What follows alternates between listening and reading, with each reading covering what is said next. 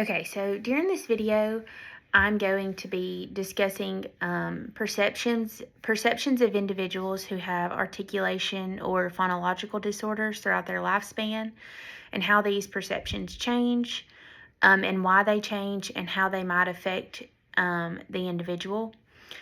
And so I'll start out with a personal connection.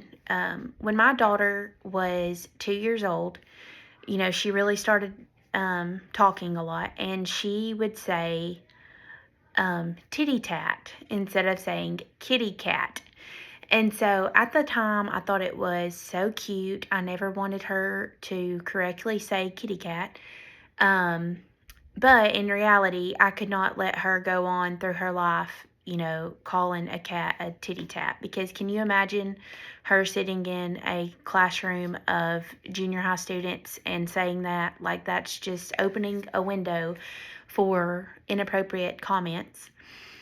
And so that's a personal connection that, like how perception changed. Like, I really thought it was cute when she was younger, but I can see where it would be really bad when she was older. Just like the baby talk. I might be the only one, I don't know, but once my children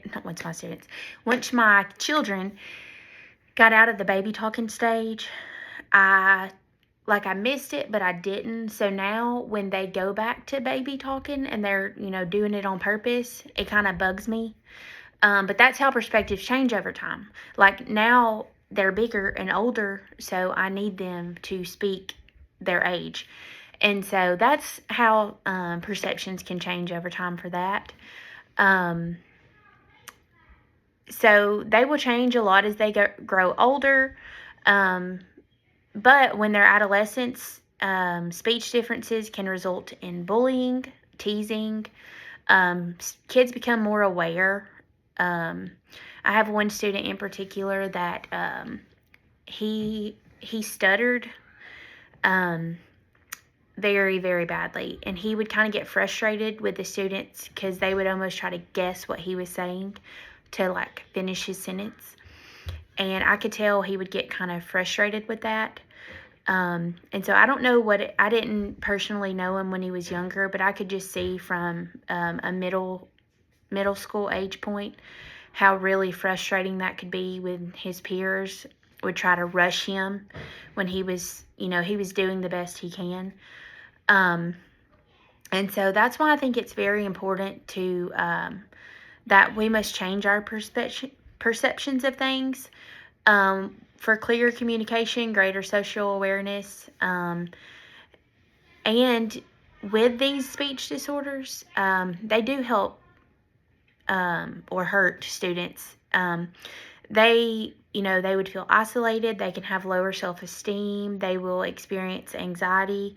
I have another student that he didn't want to read in front of the class.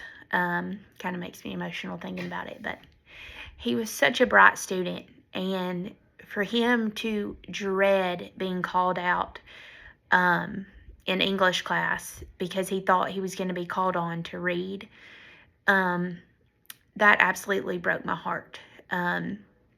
He was receiving those speech services, but he just wasn't there yet, and he wasn't very confident in his speech. It had improved greatly, but obviously there was still work. But just for that age, that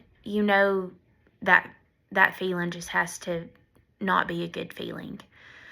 And so I just think it's important that these students get the earliest help they can.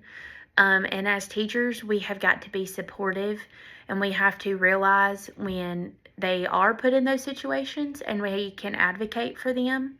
But also, we need to push them to progress, and just let them know that we are on their side and we are there to help them every step of the way.